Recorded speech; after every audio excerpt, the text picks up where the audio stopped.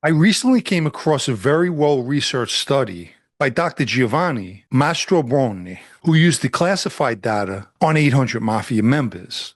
Mastrobuoni states that over the last 50 years, the Mafia has continued following the same rules and is still active in many countries, including the United States, and that connections are believed to be the building blocks of secret societies and organized crime groups, including the Mafia.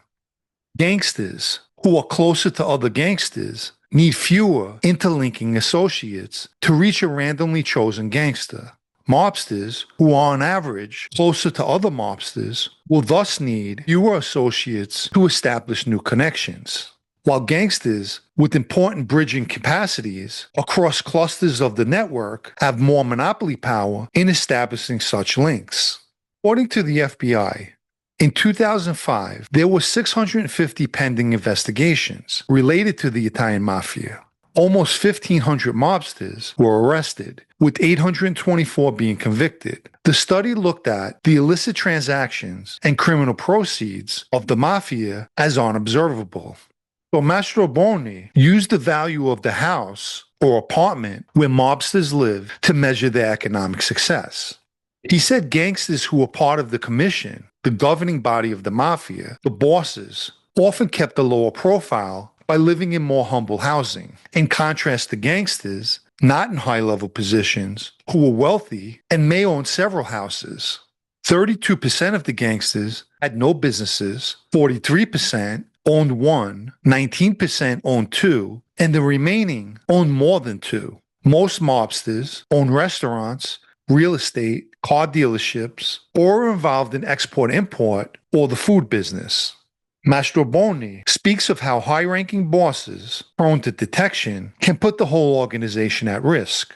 For example, Joe Bonanno told a story how he decided not to join Lucky Luciano's very lucrative garment industry in New York City to avoid being in the spotlight. Gangsters of Sicilian origin tend to keep a lower profile.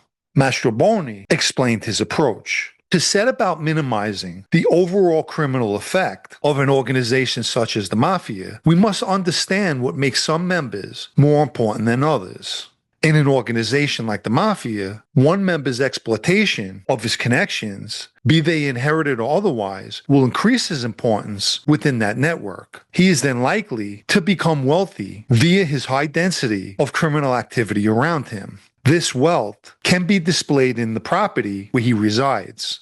As a law enforcer, with maybe one chance at an arrest, you need to be as sure as you can be that the arrest you're about to make will have maximum impact and will remove a key player within that organization. One of the takeaways from the study is the fact that in 2005, the FBI had 650 pending investigations. That's a big number, and is a peek at the information the FBI is gathering, partly through their own work, but the majority comes from their sources and informants, which has been the single most critical component of their success. Without people on the inside, for the most part, the FBI is in the dark. These people are the eyes and ears inside an organization that is otherwise close to them. As far as informants go, there is a gold standard for members or even a high-level associate who has direct access to a family's leadership. They're essential to the FBI having one up on the mob. For instance, numerous guys in present day still speak on the phone. They try to speak in code, most of which is decipherable. However, certain coded conversations are impossible for the FBI to figure out. That's when they turn to their informants, who more often than not can decipher these cryptic coded conversations. During my time in the life, we would create new nicknames for certain guys. For example, instead of using sideburns, we may say Lansky's guy, and the FBI would be clueless as to who we're speaking about. But with a well-placed informant, they'll explain to the FBI the story behind that and tell them that we're referring to Johnny Sideburns because he once told us a story about meeting Meyer Lansky. Another point in the study is brought out as to how gangsters who socialize with other gangsters need fewer interlinking associates. Mastrobuoni put it to reach a randomly chosen gangster, and to quickly clear that up, If a New York wise guy needs an appointment with a wise guy out of state, he won't use an associate. He would go through another wise guy who knows the guy or someone else who knows him. But back to gangsters who need fewer associates. The one thing I could say about associates is besides having their use, the more you have, the more at risk you are. Associates cause most of the beefs in that life, and more importantly, are considered low-hanging fruit to the FBI. Organized crime squads at the FBI keep close watch on associates. They look for a crack, a weakness, or at times, they'll approach an associate and lay out for him just how they have him on certain crimes. A smart wise guy who's plugged in right don't need many associates. They know how to get things done without going through a handful of people. As the saying goes, less is more in that life. Cutting out middlemen can prevent the well-placed informant from reporting back to the FBI about whatever's going on. The example of the greedless Joe Bonanno is an important one because I've always said greed is what changed the Mafia, and 9 times out of 10, it equates to indictments.